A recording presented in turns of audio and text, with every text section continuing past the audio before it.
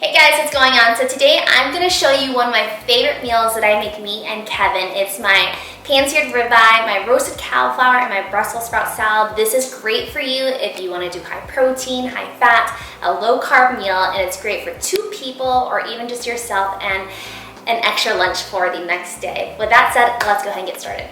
The things you're going to need is a pound of red meat, shaved Brussels sprouts, parsley, sliced almonds, shaved Parmesan cheese, a lemon, olive oil, salt and pepper, cauliflower, mushrooms, and butter. For the kitchen tools, you will need a baking sheet with aluminum foil for your cauliflower. Next, you're going to need a skillet to sear your ribeye, and for your mushrooms and onions. You're gonna need a big bowl for your Brussels sprout salad, and you'll also need a chopping board to chop up some things. But next, let's go ahead and preheat the oven to 425, and then we are going to get started.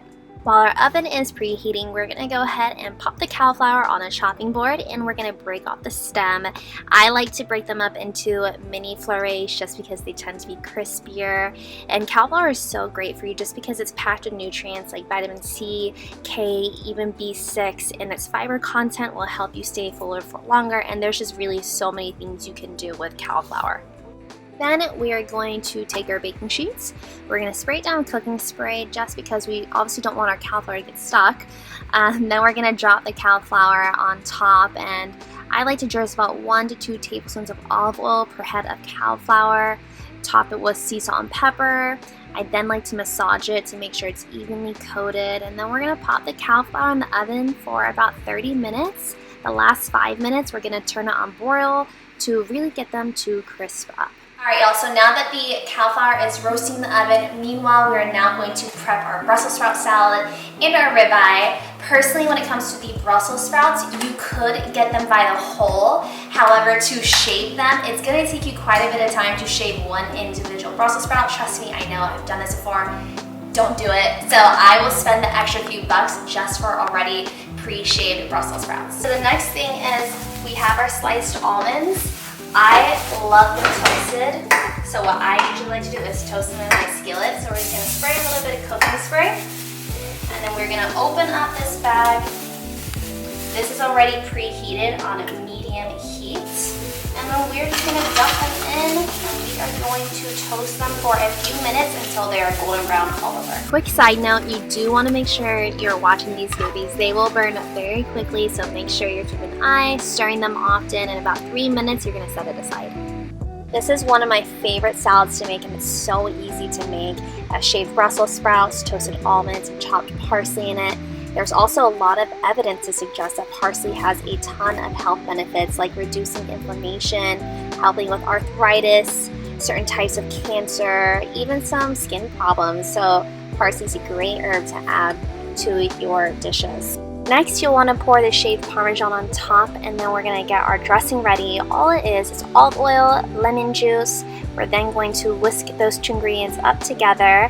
You would then add your toasted almonds and then drizzle your olive oil based dressing on top. I like to add sea salt and pepper.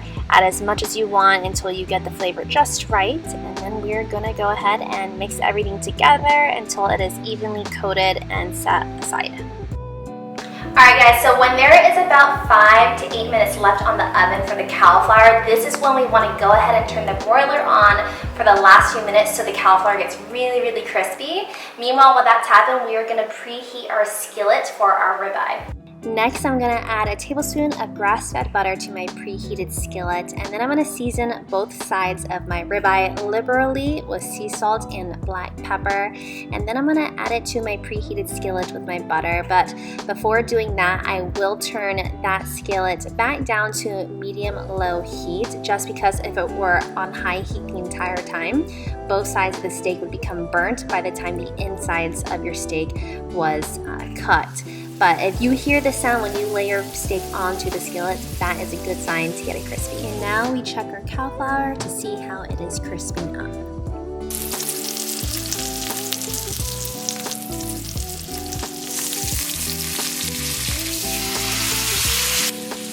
The last 3 to 5 minutes of cooking my steak, I'll add mushrooms, sometimes even onions to this with the juices from the steak and the butter, and I let them saute until they're done, and then I set them aside and I cook the steak for the remainder of time.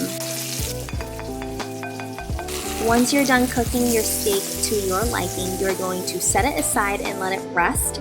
The reason we do this is because you want the juices to settle back into the meat. But once that is done, you can begin slicing your steak.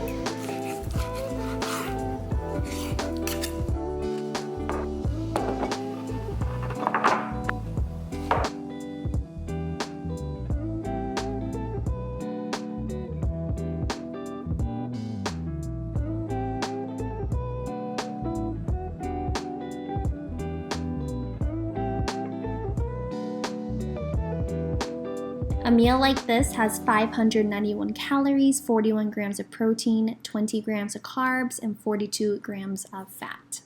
Alright guys, that is it for today. I hope you try this recipe out. It is so good. You will not be disappointed, and you won't even feel like you're eating healthy because it's that awesome. If you have any questions, please let me know. Other than that, I will see you guys next time.